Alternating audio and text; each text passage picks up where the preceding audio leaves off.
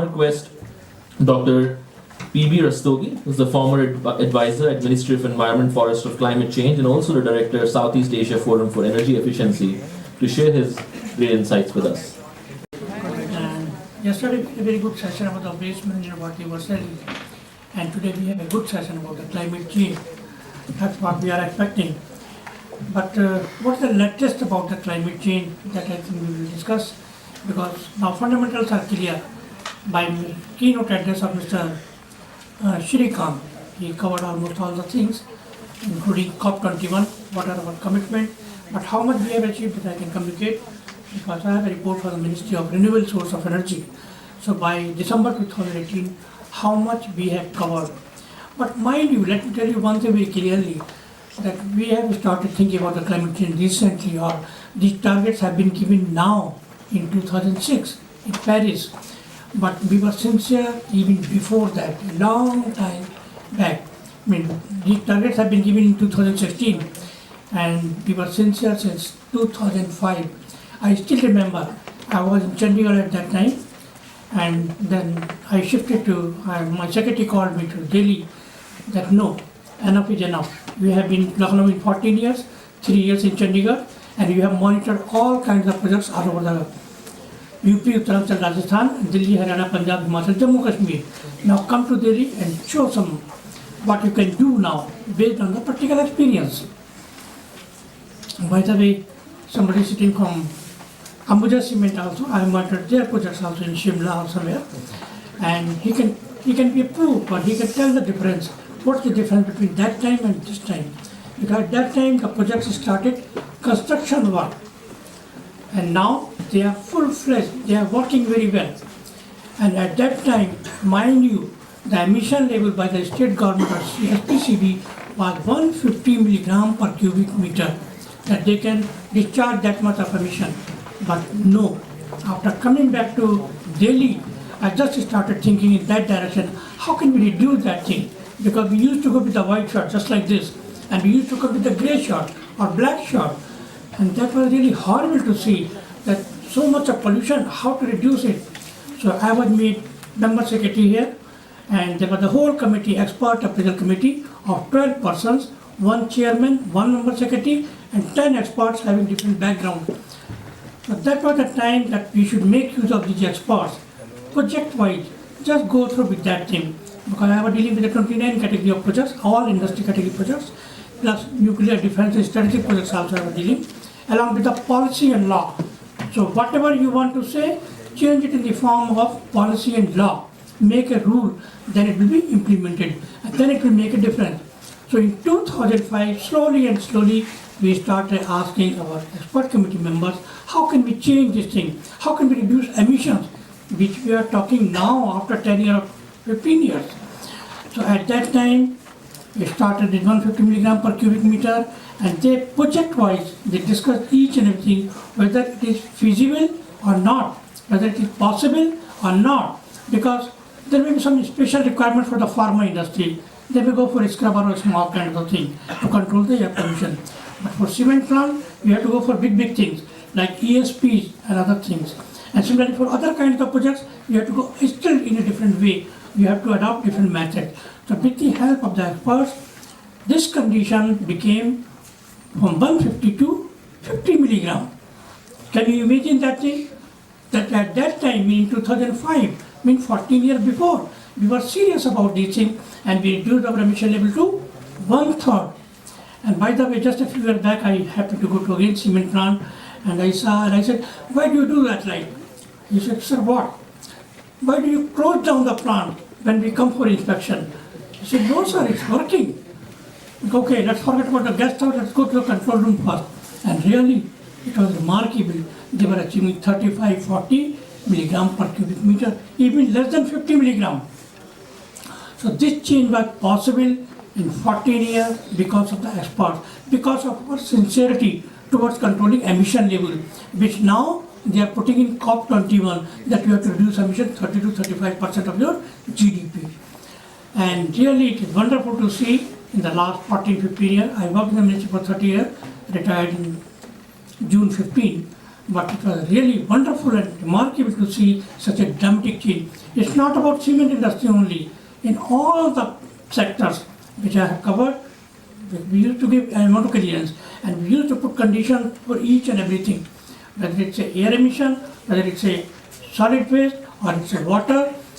Dramatic change is there if you compare with the 15-20 years before. So that's a difference that I can tell on behalf of the ministry. But so this is the action time, rather I should say that this is the action that we take one by one. If I can cover, like emissions, I have already showed you, and ambient air quality is standard and robust kind of the rules and regulation we brought in 2009 for ambient air monitoring, that what should be the standard for 9 different parameters and everybody achieving. That's another part. And regarding water, we tried our best and still they are working that reduce it to zero discharge. Zero discharge doesn't mean that you don't consume any water. Zero discharge means you consume the water, but water effluent is coming, you treat it with care, and then either you use it in the process itself, or maybe for green belt development, or maybe for any other purpose in the campus itself. But nothing should go outside the premises. So that was another big achievement which most of the industries are following, except barring a few industries like paper industry, where the consumption of water is more. They cannot control. That is beyond their control. But even then, reduction of water usage is there. Similarly, for the solid waste. So that's a beauty that you have a power to do something. You stipulate those conditions and they will follow. Now solid waste, if you come to the cement plant, okay, whatever fly ash is coming, you make use in the form of bricks. Or if this is steel plant, some slag is coming, then you use it in the road construction. Nothing should go outside your premises. And another big achievement was with the cement plant that they were forced to use hazardous waste, which otherwise you were dumping here, there. It was creating diseases. So now they are used in the cement plant itself. So that's another beauty. So maximum, I will say that maximum is covered by the cement plant. They have reduced their emission levels also, they have consumed zero water, and solid waste, all the solid waste is used. And you can see the progress. I mean, this is a living example, as I should say, that we have made the difference by stipulating those conditions, and they are also serious by following each and everything what the ministry has communicated. And feasibility we have assured through the experts, members from all over the country. They come in those committee meetings and they stipulate that yes, it is practically feasible, possible. So that's another thing. So what I will say that in climate change, Mr. Srikanth communicated there were 3 main important things which we have been assigned through the nationally determined contributions, and this is reduce the emissions intensity of its GDP by 30 to 35%. And at present, because that is to be done by 2030, and today 2019, and we have already achieved 21% reduction. So by that time, we are very much sure that we will achieve that thing. Now to create an additional carbon sink of 2.5 to 3 billion tons of carbon dioxide, every year we have a plantation program, and slowly we are taking, and on the large scale we are doing plantation so that it can act as a carbon sink. And the third thing was 40% cumulative electric power installed capacity from non-fossil fuel. Everybody knows about that thing, that we have stopped clearing thermal power stations. No more use of coal. So either there will be supercritical thermal power stations, or otherwise just switch it over to the solar, hydro, nuclear, all these categories non-fossil. And we have promised that we will achieve 40% target. If this Ministry of Non-Renewable Sources, they had a meeting in December 2018 to assess what is the status now. So renewables at present they have achieved 21%, and 2030 is very far. So I think we will achieve by that time all the 45% of electricity through non-renewable sources. And hydro also, which we have not included in this 21%, around 13% of the energy we are taking from the hydro sources. That is also pollution free on renewable source of energy. Nuclear, we are slow, and we have to be slow because that comes once in a while. I remember I have cleared one of the projects in Panipat, Haryana, but work is still not started because always there is a hue and cry. Kodekalam plant that has really started. That's a big achievement that we had, although there was a fight through the Supreme Court and we won the case, and that production had started. So whatever crisis was there in Tamil Nadu for the electricity, now that doesn't exist at all. Plus it's a clean. I mean, if some accident happens, then it's a really horrible kind of a thing. But otherwise, it's a neat and clean source of energy.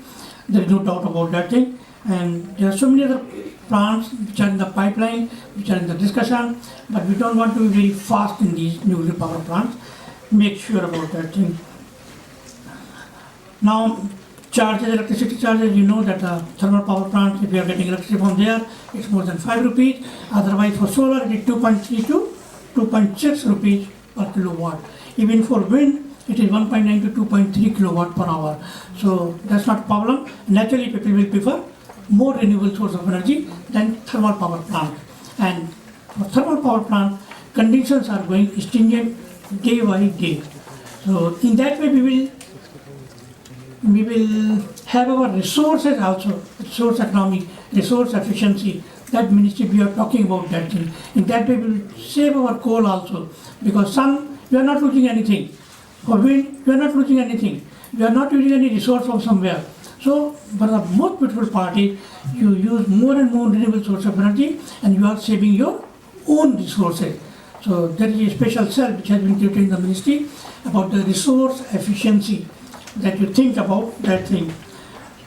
Now, most of the things in India regarding impact of climate change that relates to agriculture, because of the agriculture prominent country, and most of the things that he has already covered, Mr. Srikanth, that there will be impact on the crop, there is no doubt, but IRI and ICAR, they are working on that thing. If we can find out some resistant kind of the seeds that can be used to face the climate change impact.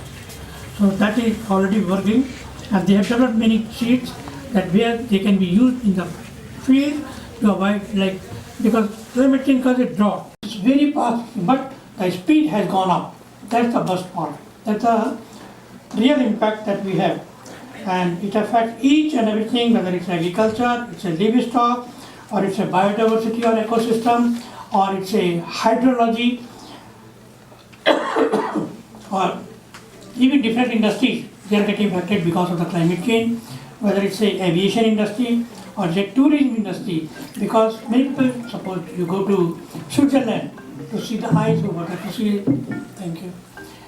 But if you don't find that thing over there, then it is no use, because you are going for snow, you are going for some enjoyment, and if the same thing is not there, then nobody will go over there. So tourism has the maximum effect because of this climate change. And other industries also, they are taking care of that thing, like mining industry or energy power sector that I already covered, oil and gas sector that is going to be affected, automobile industry, there will be impact on each and every industry has to think seriously from that angle. First thing is that climate change, second sustainability, how they can survive, how they can sustain the thing. This is the most important thing, and they have to, because reporting has also changed with the time, because previously all the industries they used to submit environment statement, how much emission was last year, how much emission is this year, whether it has reduced or it has gone up, how much water you have used last year, how much water has used this year, whether it has gone down or up. It should go down every year. You have to reduce that thing. Similarly for solid waste, but now ministry says there should be integrated reporting. Integrated reporting means there should be only one report, annual report, and that annual report should cover your annual things along with the finances, along with the environment things also should be there. Sustainability report should also be part of that integrated reporting, or climate change should also be covered in that report only, so that when all the things are at one point, and when you go for the finances, they can go through with all the things at a time. Nothing like that you bring that report, bring that report, bring that report. No, nothing like that. So it's an integrated report. That's a big change in the ministry. And second thing is, now no more inspections. We used to go 10 years, 20 years before, but now no more inspections. You submit your data or document directly to the ministry or to CPCB or SPCB online. And if we will suspect, we will go, otherwise there is no need at all. We have to believe industry. So, honestly speaking, there is dramatic change in the ministry, way of thinking also, and that's a good sign that now project authorities have to be honest and ministry has to believe them. So there is no point of conflict at all. And now, what is the impact on economy? So now you can see that thing, when there will be impact on the agriculture, there will be impact on the forestry, there will be impact on the industries, all the industries. So naturally there will be a big impact on the economy, but we have to learn adaptation, how to change with the time. That's the biggest thing. And ministry is a nodal agency for the climate change. So in case of anything you want to know more and more about the climate change or anything, because ministry is a licensing authority for national, international, all kinds of things, plus at India level, because in India I used to attend that thing, state action plans have been prepared by all the states. And what is the drawback in that state? That has to be covered in that action plan. It's not that all the state action plans will be of same type, no. In coastal area the story may be different. In hill area the story may be totally different. So your action plan, state action plan should be according to your own requirement, on what do you want to change according to the climate change. So that's a new way of thinking. And so many other organizations like WHO, IMF, they have also commented time to time about the climate change. We keep those things in our mind. There are so many things are covered at different country levels. What is bad in America due to climate change? What is going on in Australia? What is bad for India? So accordingly, every country has a different story. Because drought is increasing in America also. In Australia, there is a totally different kind of a story. In India, totally different story. So all that we have to take care of. We have to think at the international level, not in isolation. That what is your country is doing, and accordingly you have to change. Or China also totally different industry. Wine industry is doing very good now because of the change in the temperature. So how they have to change, and I think there is plenty to talk about. But the question is that sometimes we need technology, transfer of technology from the foreign country to reduce our carbon tax. And technology transfer is always a questionable, always problematic, always a topic of discussion. The question is the technology comes from the private person. Educate about the action plan, what ministry is doing, and if you want to know something more, I will do. And what we have done in the past 30 years in the ministry, that I have communicated. At present, I am not in the ministry. 3.5 years before, I have superannuated as an advisor. Advisor is the highest post in technical reason in the ministry. Like IAF becomes the secretary, IAF becomes the director general, and scientist becomes the advisor. That's the highest post. But environment is such a burning topic, 10 more different organizations, they have caught my neck. So always here, there, and try our best what the ministry is doing. And if there is something, ministry should do more. Whenever we interact with the ministry, we communicate that these are the new burning topics, circular economy, resource efficiency, or anything, plastic. The ministry is the nodal agency for the plastic ban also. I think this year you must have seen 5th June that we talked about. I was forced to deliver a lecture in the morning at one place, in the evening at another place. I don't know, ministry people don't have time because they are always be the Prime Minister office, President office, or Minister, IAS people, because they are the non-technical kind of persons. So they want all the input from the scientists also. So scientists from the ministry, they are unable to go here and there. But I try my best to convey the message. The ministry is doing many good things. Many people, they don't know about that thing. So that's my duty now to convey all those things. I think with this I will end. Thank you so much. Thank you, Dr.